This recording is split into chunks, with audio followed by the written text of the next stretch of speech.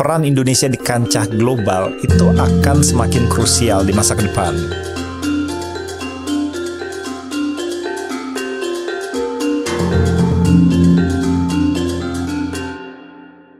Ya, saya Bagus Mulyadi, I'm an Assistant Professor of Engineering at the University of Nottingham di Inggris Raya.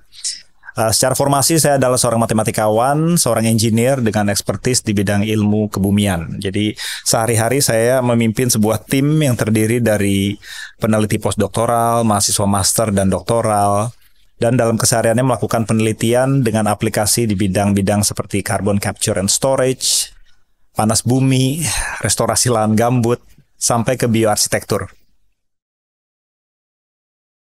Ya, jadi dalam karir akademik saya yang belum panjang sebenarnya, saya beruntung pernah menjadi peneliti di institusi di Inggris Raya seperti di Imperial College London, bekerja bersama dengan ilmuwan dari Cambridge University. Jadi dalam keseharian saya tuh kami bersama-sama menginvestigasi, mencari tahu metode-metode baru untuk memprediksi proses-proses hidrogeologis atau transport in porous media. Betul, memang Inggris Raya itu dikenal luas sebagai negeri di mana ilmu bumi lahir. James Hutton, misalnya, seorang peneliti asal Scotland yang hidup di abad di sekitar ke-18 itu dikenal sebagai bapak dari ilmu bumi modern. Mempopulerkan ide bahwa sejarah bumi itu dapat dipahami dengan mempelajari batu-batuan pada hari ini. Bahwa fitur kerak-kerak bumi misalnya itu dibentuk oleh proses geologis yang sangat panjang dan oleh karena itu usia bumi yang tua. Sebenarnya kita harus tahu bahwa Nusantara pernah dan bahkan terus berjasa menuntun ilmuwan-ilmuwan barat dalam upayanya memahami bumi semenjak ketika para naturalis Eropa misalnya mulai berdatangan di abad ke-18. Berisikan lebih dari 100 gunung berapi aktif dan dengan posisi uniknya yang berada di antara 3 lempeng tektonik utama, Indonesia sejatinya adalah laboratorium ilmu bumi yang luar biasa, di mana lebih dari 7.000 literatur ilmiah tentang geologi Indonesia itu telah dipublikasikan setidaknya sejak abad ke-19. Jadi sebenarnya interrelasi antara geologi dan sosiologi itu hal yang baru. Jadi di masa di mana perubahan iklim contohnya sekarang menjadi isu yang bahkan paling mendominasi perdebatan geopolitik, relasi antara perilaku manusia dan pengaruhnya akan bumi dan strata batu-batuan itu menjadi hal yang sangat penting untuk dipahami oleh setiap negara.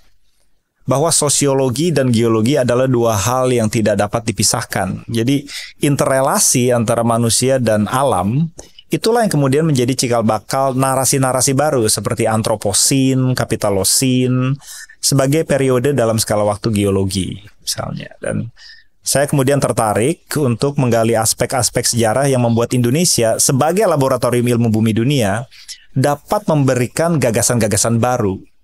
Salah satunya adalah dengan mempelajari artefak-artefak kuno Indonesia yang dapat melahirkan pemahaman tentang bagaimana masyarakat Jawa di masa premodernitas itu memaknai proses-proses geologis. Salah satunya dengan mengumpulkan peneliti-peneliti dunia yang mempelajari tentang artefak-artefak kuno, seperti contohnya prasasti Sangguran. Intinya adalah bahwa masyarakat Jawa premodernitas atau Indonesia secara keseluruhan itu sudah bergumul dengan antroposen sejak sebelum kata itu bahkan populer di kalangan para ilmuwan. Jadi contohnya Batu Sangguran, itu adalah sebuah prasasti dengan berat hampir 4 ton dengan tinggi 2 meter. Itu didirikan untuk menandai pada waktu itu desa Sangguran sebagai sima atau lahan perdikan, sebidang tanah yang dihadiahkan oleh raja kepada rakyat. Hal yang spesial pada waktu itu.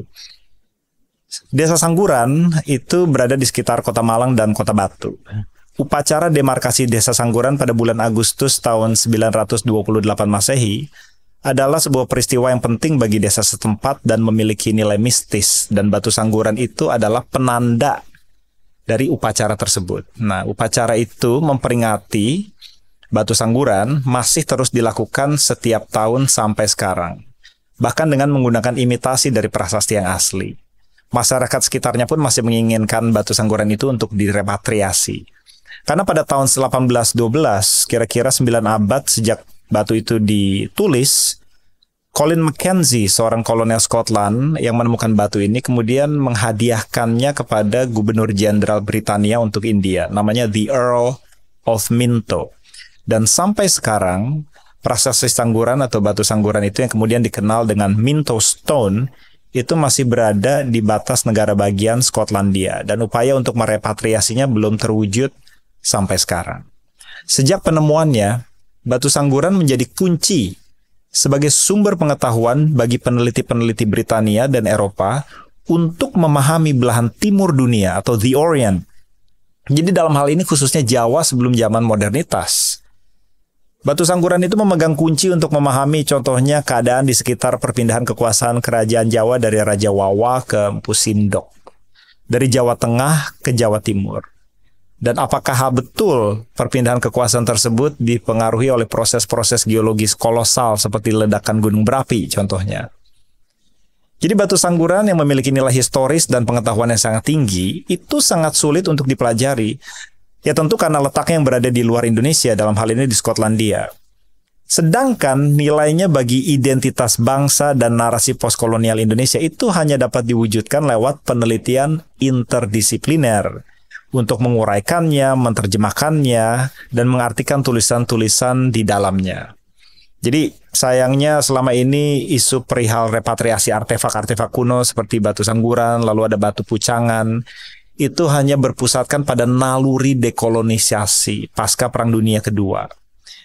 Jadi upaya-upaya merepatriasi itu masih buta akan pentingnya nilai-nilai ilmiah yang lekat pada artefak-artefak tersebut di luar nilai-nilai nasionalisme. Peran Indonesia di kancah global itu akan semakin krusial di masa ke depan. Jadi terutama karena dua hal. Satu adalah terbatasnya sumber daya alam di muka bumi. Dan yang kedua, perang narasi yang lebih mendominasi pergerakan geopolitik dunia dibandingkan nilai-nilai demokratis. Mengenai Indonesia, apakah kita akan menjadi negara yang mewujudkan seluruh potensinya seperti sumber daya alam dan energi geotermal misalnya, atau hanya negara yang sekedar numpang lewat, itu amat bergantung pada ada tidaknya narasi dan identitas bangsa yang kuat. Narasi tentang nilai dan arti hadir Indonesia di dunia. Nah, sejarah adalah masa lampau yang direpresentasikan secara naratif. Narasi sejarah yang didukung oleh kearifan lokal misalnya, dan ilmu pengetahuan yang paling penting akan menjadi fondasi yang kuat bagi masa depan Indonesia. Guna memperkuat klaim-klaim diplomatik dan soft power atau pengaruh Indonesia di level internasional. Dan lebih dari itu, sebagai dasar bagi rasa bangga dan imajinasi yang merekatkan seluruh insan bangsa. Indonesia harus memiliki narasi yang kuat, yang meyakinkan, bukan sekedar kata-kata semu seperti Indonesia adalah negara besar yang tidak jelas tujuan dan jalan menuju kepadanya. Narasi yang dibutuhkan itu adalah yang memadukan ilmu pengetahuan dan kearifan lokal. Narasi bahwa Indonesia adalah laboratorium bagi dunia. Sebuah bangsa yang memegang kunci kesinambungan alam. Sebuah bangsa di mana ilmuwan-ilmuwan dunia itu datang untuk mencari jawaban dan kemudian mendapatkannya.